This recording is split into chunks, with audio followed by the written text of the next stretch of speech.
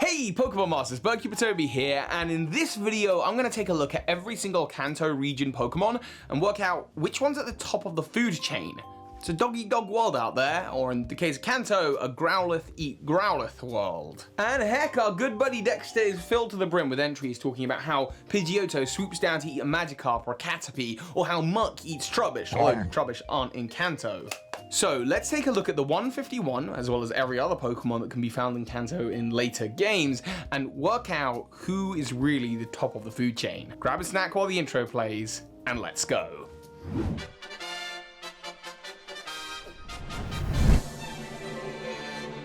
Okay, so out of 151-ish Pokemon, who is at the top of the food chain? Is it a Hungry Snorlax, or is it like a Mew somehow as the apex predator?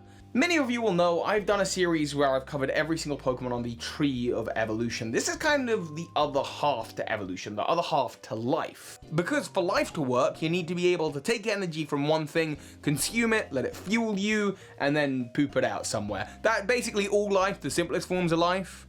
It's just a mouth and a butt. That's me, a basic life form. And because I am so basic, I've invited the help of Prima Diva, who's already looking into the world of Pokemon ecology and has a much better brain for this kind of thing. In fact, she's already got a playlist on the Pokemon ecosystem, a video of which we've done over on her channel, which you can find link at the top of the description. Hey Toby, so much appreciate being here, but let's not keep anyone waiting and let's jump right into what we're going to talk about. Kanto has 151 Pokemon. That's 80 lines in total, along with some extra lines that are actually from Johto. That's because when you visit Kanto in the Gen 2 games or the remakes, you can find some extra Johto Pokemon in there. And that gives us 100 Pokemon lines in total. But luckily for us, we're not actually going to be focusing on all of them. We're just going to be focusing on the final evolutions. I mean, it's not like baby or sub-adult forms of Pokemon or any apex predators of any kind. I mean, just look at Gyarados and Magikarp. The difference is night and day. It's very clear who's stronger. Now, we could talk about exactly which Pokemon eats which Pokemon, but that's more my thing. So let's look at the Kanto Pokemon first, starting with those 80 lines. Okie doke, Prima. So here's what I'm thinking. The best thing to do is start off just by eliminating some Pokemon that clearly don't eat others. Let's take Porygon, for example. It's a Pokemon that lives in cyberspace. It's probably not eating flesh or vegetation. It's probably eating code. That's kind of what makes it up. That's probably what it's digesting. Heck, maybe it eats cyber viruses.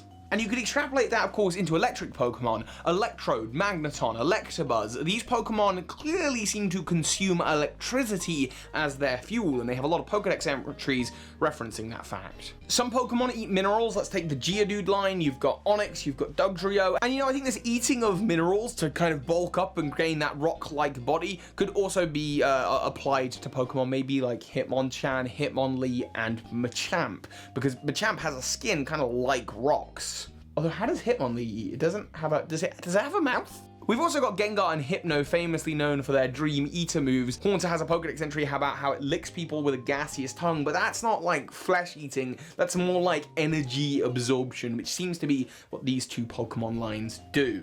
And finally, we've got fossil Pokemon. We're going to eliminate them because they don't live in the modern day ecosystem of Kanto. They can be found in Let's Go, but it's so rare, we just don't know enough about them, I don't feel. But heck, if this series ever goes forward to later regions and we eventually get to the Crown Tundra, I guess we'll have to talk about them then. Oh, by the way, I should probably mention here that I'm not including legendary Pokemon in this video. Who knows what Mew and Mewtwo eat? And as for the legendary birds, while it's possible that they're apex predators, and probably are based on their design, we just don't know that much about them. They're legendary. Maybe I'll make a video just about legendary Pokemon in the future. Plant-based Pokemon are also interesting because while they're much more like animals than actual plants, a lot of them seem to get their energy from absorbing sunlight and using that as energy through the process of photosynthesis. Exeggutor is the prime example of this, since in Alola it grows much longer, and it's stated to get bigger the more sunlight it absorbs. And since Alola is very tropical, yeah,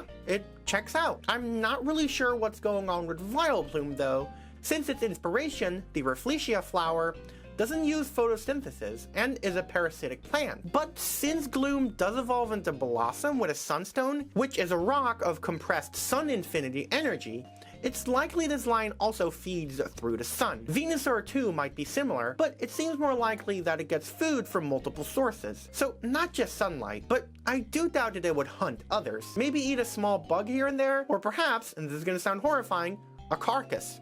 Who knows what that thing eats? And grass-type Pokemon are also eaten by others, like Execute, who is known to be preyed upon by Pidgeotto and Victreebel. I mean, gosh, that thing probably eats a lot of other grass types. You know, that makes me wonder how Execute would actually taste. I mean, they're not eggs, they're actually seeds, but wait a second. Regarding eggs, how would a Chansey's egg taste? They'd probably be super nutritious. Actually, if they are, maybe that's the reason why they're so rare in the wild. Something to think about. Pokemon like Butterfree and Venomoth are typically prey in the real world and feed on nectar, so we can assume that that also rings true in the Pokemon world. Other Pokemon that are typically prey are likely Parasect, which eats, no idea. But we also have Rapidash, which likely grazes, just like Tauros, and maybe you can imagine a pack of Arcanine hunting these Pokemon, just like wolves who hunt in packs. Then you also have Pokemon that look very threatening, like Nidoking, Nidoqueen, and Rhydon. But these Pokemon likely aren't carnivores, and are more like those big angry herbivores, like rhinos and hippos. And trust me, you don't want to mess with those. In the seas, you have Seeking and Starmie, which are likely prey to many as well. Although one cool thing I can see Starmie doing when it's being preyed upon is it detaching one of its limbs to escape. I mean, if it really is a starfish, they'll just grow back. Oh, and I can also see Starmie eating other Pokemon, but mostly small ones. And fun fact, when starfish eat, they can basically just erupt their entire stomach onto their prey. Just imagine Starmie doing this. Oh, and we can't forget about Pokemon like Golduck and Farfetch'd.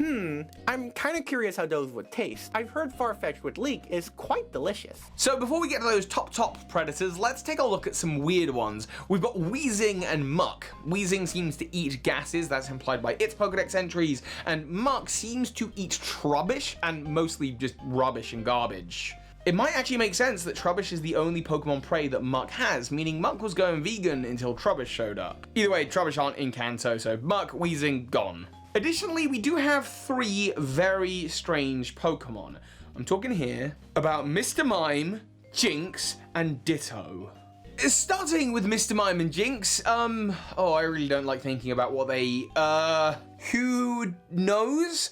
I doubt they're the top predators, though they are the most like people, and people do seem to be the top of the food chain in general in the human world, at least. But Mr. Mime and Jinx, I mean, they could eat ice crystals, maybe? Perhaps they use their psychic powers to feed on your brainwaves when you look at them and you're in absolute fear, a kind of energy conversion. Or maybe they just eat people food. Maybe they've evolved after humans and then humans kind of feed them and keep them as pets. Yeah, I honestly don't want to think about it either. The other one here, Ditto, is actually a Pokemon that could be the answer to this. Survival of the fittest? Always a bigger fish out there? Yeah, when Ditto can always be the fittest or the biggest fish, Ditto might actually be the apex predator of everything in the Kanto region, able to become any top level predator. But it does still have to mimic a top level predator, and I think it's a little bit of a cop-out as an answer. Very cool to think about though. I mean, literally, oh no, I'm a Ditto and a Magikarp's about to eat me. Suddenly you're a Pidgeotto. Great. Oh no, I'm Pidgeotto and I'm so small. Fearo's swooping down to attack me. Now I'm a Charizard. So on and so forth. It's a pretty cool survival strategy, Ditto. So, which Pokemon is the beastiest of them all? In our world, we have a lot of fierce predators, like big dogs, big cats, bears, eagles, killer whales, and these animals all just exist, occupying their own unique niche and their own unique environment. Kanto has, of course, a lot of different environments we could look at. We have mountains and caves, grasslands, forests, rivers, the ocean, urban areas, the skies, and for some reason, a freaking volcano. So that's about 7 to 8 areas we can look at. So with mountains and caves, we probably want to look at bears, and sure enough, there is the Cerulean Cave, which is attached to Mount Moon, and in Let's Go There, you can find Snorlax. Additionally, in Red, Blue, Yellow, and Leaf Green and Fire Red, Snorlax, if you defeat it in battle rather than catch it, says that it's returning to the mountains. Kind of like actual bears that will come down to campsites when they smell food, Snorlax only seems to come down to the cities to eat food and sleep, but it does require a massive 880 pounds of food every time it wakes up. I've actually already done a video on just how scary that is and how many Pokemon that equates to. If Snorlax eats Pokemon at all, we do see a lot of it eating vegetation, berries, that kind of thing. That said, it did chase after that Bulbasaur pretty indiscriminately in the Pokemon Adventures manga. Lickitung is also a strong contender in a cave-like environment, but if you pitch the two against each other, Lickitung or Snorlax, I have no doubt that Snorlax would just pick up the Lickitung and eat it, and that Lickitung just isn't big enough to eat a Snorlax. For the grasslands of Kanto, I'd look to Pokemon like Arcanine and Ninetales, along with Arbok. And this is difficult, since Arbok is a solo hunter, and Arcanine likely hunts in packs. Ninetales, maybe, but that's not as certain. I'll also include the volcanic environment in here. We never actually visit the volcano in Cinnabar. Given the local Growlithe and Vulpix, it's safe to assume that their evolutions have taken a niche in the volcano. The edge definitely goes to these two instead of Arbok though. I mean, yeah, snakes can be savages and even eat each other, they're also prey to others, even in this scenario, where a pack of Arcanine could easily coordinate an attack against one. So the Fire Puppos of Kanto get this one. Ninetales likely doesn't hunt in packs, and foxes in real life do tend to go for smaller prey. So Arcanine it is.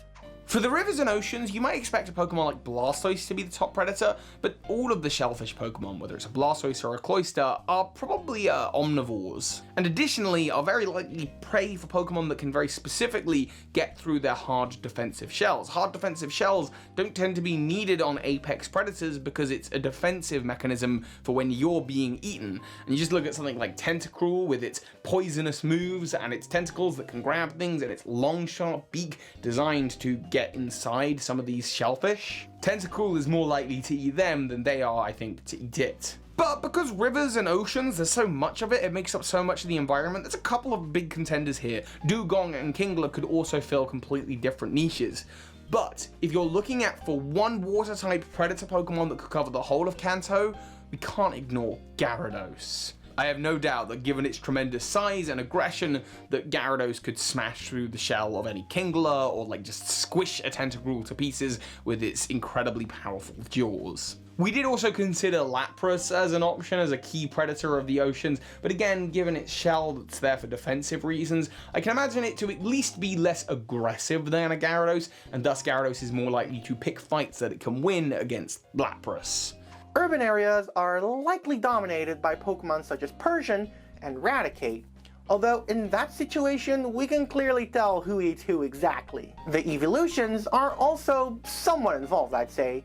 They're like little cats, foxes, dogs, carnivorans. They're definitely carnivorans, but these Pokemon seem heavily domesticated, so I don't think they're that much involved. Just sometimes you might encounter a wild one and it'd be a problem. But they're not anywhere near close to the packs of Arcanines that are outside of the city, or even the lone Ninetales that hunt for small food. Then we also have the skies of Kanto. Now, if you look to our world, you might just assume that Pokemon like Pidgeot and Fearow are top predators, but the real world doesn't have Pokemon like Charizard and Dragonite, and those Pokemon definitely seem like they could easily take out a bite out of these birds. I mean, they're almost like flying Komodo dragons, one of the world's most scariest predators. Sure, they lack their venomous bite, but imagine if they did, on top of all their super powerful abilities. Man, they'd be even way scarier. Finally, we turn to the forests and jungles of the Kanto region, where we have Scyther and Beedrill, which are clearly predators. Scyther, known for being a very good hunter, especially in packs, but also we have Pinsir that could have been on this list, but it seems that Pinsir mostly eats the sap off of trees. Got a little bit of a rivalry going on with Heracross, but it doesn't eat the Heracross. Okay, so at this point of the video, I'd like to point out that I think I was remembering an old episode of the anime in which Pinsir and Heracross fights over territory, over trees that I think Heracross wants the sap from. Pinsir actually has a Pokédex entry talking about how it crushes prey in its pincers, so it must be a predator? But personally, I don't think it would win against Scyther. Also, I didn't include it in the rest of this video, so spoiler alert, it doesn't make it to the end. It's possible that some of the living plant Pokemon are also predators. Tangela seems like it could be a predator using its tentacles to ensnare prey and bring it in, but at the same time it's pretty small and it's not super common. I just don't know if it would be a top tier predator and that a Scyther couldn't just kind of lop off its tentacles with its massive scythes. Additionally, you've got Victreebel, which is of course based off of a pitcher plant, and that's a different kind of predator because it's stationary. It's not picking any fights, but it's luring in its prey and then snaring it. Pitcher plants in the real world, sure, they're luring in bugs, but sometimes they'll even catch birds and yeah, digest them in the acid in their stomach. Of course, again, could a Scyther not just like ching and like cut its way free? Now, before we compare these Pokemon, we also have to look at the Johto Pokemon that are available in the Kanto region. Now, unfortunately, a lot of these Pokemon seem like small predators, or just prey to others. Now, Houndoom might be worth looking at. That is, if Houndoom occurred in the region. Only Houndour does. So that might mean that it can't evolve in the region. So maybe these Pokemon just have a hard time adapting to the region. There's also Swarm Pokemon, Pokemon from Hoenn and Sinnoh, but we've decided that those are just Pokemon migrating, not actually settling down. But this idea of does it appear in the wild is an interesting way of looking at it. When we look at the roster of Pokemon, we know that Snorlax does, but rarely. Gyarados then also appears in the wild, only in Pokemon Yellow, Gold, Silver, and Crystal, and their respective remakes. Arcanine and Ninetales are also available in Let's Go in the wild, same with Victreebel, but even more sparse, only appearing in Let's Go Eevee. Beedrill is just available in Silver, and Scyther is only ever found in the Safari Zone, but also 2 available routes in Let's Go Pikachu. Finally, there's Charizard and Dragonite, only appearing as rare spawns in Let's Go, which makes sense, since top predators tend to not be too high in populations. Otherwise, the prey just couldn't survive and everyone would, well, die. The higher something is in the food chain, the less there are of it, since only a few prey items support the lifestyle of a predator. So the next question is, hypothetically, if they were all in a room together, who would eat who? So at this point, we're looking at Snorlax, Arcanine, Dragonite, Charizard, Scyther, and Victreebel. Final 6. It's unlikely that a lot of these Pokemon would come into contact with one another, but again, we're putting in a hypothetical example now where the environment is such that they would all mesh together like an Avengers assemble, I guess more like Civil War, because they're all attacking each other. Anyway, I think the first Pokemon we can eliminate here is Victreebel. Victreebel is luring in specifically bugs, and as I mentioned earlier, Scyther can just cut its way through. Additionally, I don't even know if a Scyther would fit in the mouth of a Victreebel. Sure, James does, but would a Scyther? I don't think so, and certainly a Charizard's not going in there. Charizard's just going to incinerate it. And speaking of getting incinerated, that's where Scyther falls flat because, yeah, while it might be the king of its own ecological niche, you know, up against like a Dragonite or a Charizard, I don't think Scyther has the advantage. Charizard will just breathe fire and roast it. Granted, Scyther is pretty quick, but I think if you put the two up against each other, 9 times out of 10, Charizard is the winner here. Granted, Scyther could be hunting in a pack, but again, let's say they're flying over fresh water. I don't see a reason a Gyarados couldn't just kind of like burst out up from underneath and do a surprise attack. Just kind of grab a couple. And one-on-one, yeah, Scyther's next out. And for the same reason, if we're doing this on a one-on-one basis, this is where I'm going to let Arcanine go as well, because Arcanine is a pack hunter. Sure, maybe a pack of Arcanines could take out a Snorlax pretty easily, but 1v1, an Arcanine versus a Snorlax, I think the Arcanine will get slapped in the face. Leaving us here with just 4 Pokemon to debate over.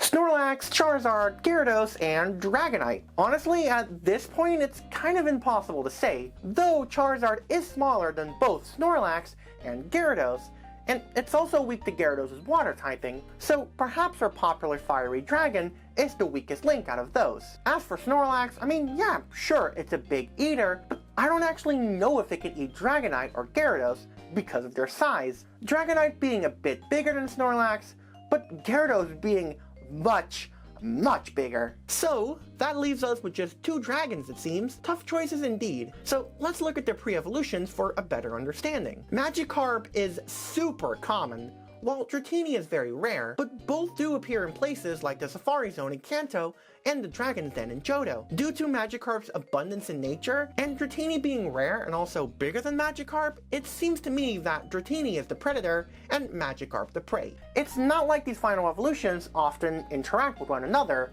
I mean, Dragonite has wings now, so it's not much in the water anymore, while Gyarados is still very much bound to it. But if they did, we'll give the point to Dragonite, making Dragonite the top 1 predator of the Kanto region. And there you have it. Now that's just one of 8 different Pokemon regions, each with their own little areas and ecological niches. I'd say that the Isle of Armor probably has its own ecosystem, the Crown Tundra has its own. Should I cover more? Would you be interested in seeing more of this stuff? You'll have to let me know in the comments. Also, I want to say a massive thank you to Prima Diva for joining me over on Prima's channel. We've done a whole video about how Mew could really be the ancestor to all Pokemon. So don't miss out on that Pokemon theory. Click the link at the top of the description, head on over, drop a subscribe onto Prima's channel. Thank you all for watching. With that said, so hi Pokemon Masters. This is Ash Ketchum. You just watched a video by Birdkeeper Toby. That makes you a Pokemon Master.